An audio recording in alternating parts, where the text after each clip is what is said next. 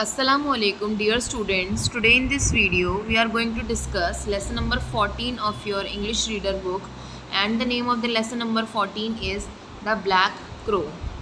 ये कहानी मुल्ला नसरुद्दीन के बारे में है एंड उनकी वाइफ के बारे में है। ये किस्सा उनकी लाइफ में एक बार घटा था। तो आइए अब हम इसकी रीडिंग स्टार्ट करते हैं। I am gonna read out the lesson line by line and you have to underline the difficult words of this lesson. So let's begin. Mulla Nasruddin hadn't taken a bath for a long time. Mulla Nasruddin ने लंबे समय से bath नहीं किया था, यानी कि वो नहाए नहीं थे।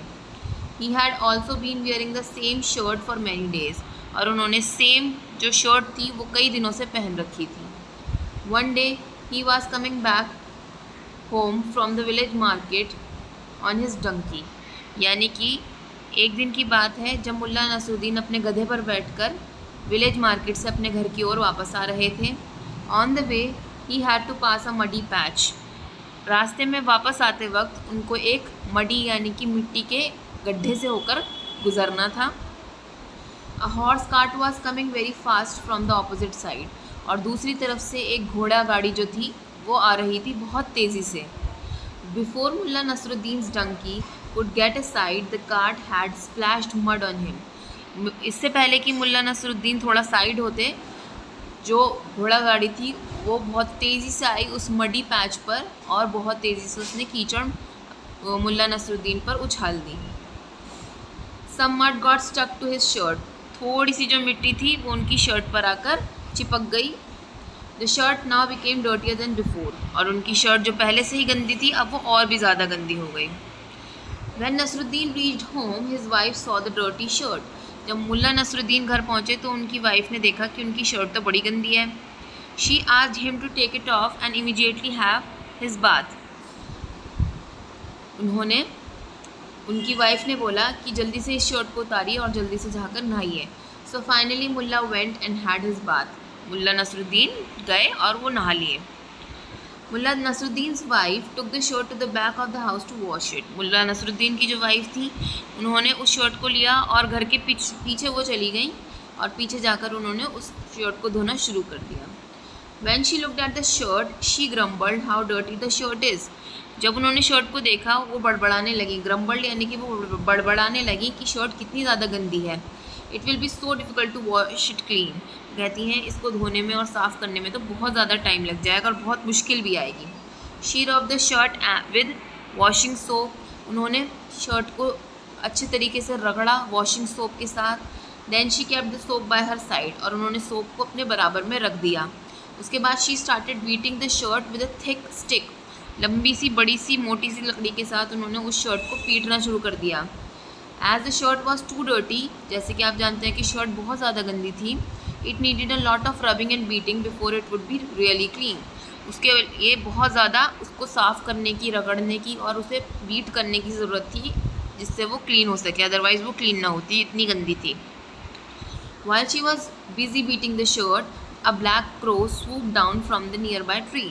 जब वो उस शर्ट को बीट कर रही थी लकड़ी से, तो एक काला सा कौवा पास के पेड़ से उतरा नीचे, स्वूप डाउन यानी कि नीचे आया एकदम से, and flew away with the soap cake, और वो सोप केक के साथ उड़ गया, यानी कि उसने सोप केक जो सोप था उसको अपने मुंह में दबाया और वो सोप को लेकर पेड़ पर वापस चला गया।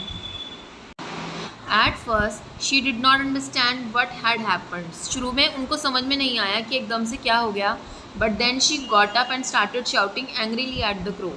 फिर वो एकदम से खड़ी हो गई और वो कौवे पे बहुत तेज़ तेज़ चिल्लाने लगी गुस्से से।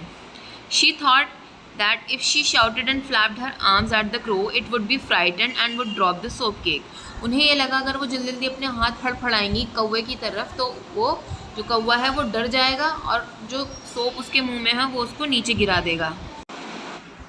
But the crow did not gate frightened at all. But जो कौवा था वो ज़रा भी नहीं डरा। फ्राइटेंड यानी कि डरा नहीं। It sat quietly on the tree with the soap in its beak. वो पेड़ पर बैठा रहा बहुत आराम से, अपनी चोंच में दबाए हुए था soap. Hearing the noise Mulla Nasruddin came out of the house and said to his wife what is the matter, why are you shouting. तो ये आवाज़ जब सुनी मुल्ला नसरुद्दीन ने तो वो घर से बाहर निकले और अपनी वाइफ से उन्होंने पूछा कि क्या हुआ, क्यों चिल्ला रही हो। The crow was taken away the soap cake. replied his wife and pointed to the crow sitting on the tree. जो क्रो था उन्होंने जवाब दिया कि कौवा जो है वो सोप केक लेकर उड़ गया है, और मुल्ला नसरुद्दीन की वाइफ जो है वो उस ट्री की तरफ इशारा करती हैं जिस तरफ वो कौवा बैठा था. Never mind, look at the colour of the crow, Nasruddin said. Nasruddin कहते हैं बुरा मत मानो, इस कौवे का कलर देखो कितना काला है. Don't you think it need the soap more than I do, वो कहते हैं क्या तुम्हें नहीं लगता कि इसको ज़्यादा ज़रूरत है इस सोप की मेरे से, क्योंकि ये ज़्यादा काला है, इसको तो गोरा होने की ज़रूरत है. The wife stared at Nasruddin, यानी कि जो वाइफ थी वो नसरुद्दीन की तरफ देखती हैं. When she realize the meaning of his word she smile and continued to rinse the shirt with water.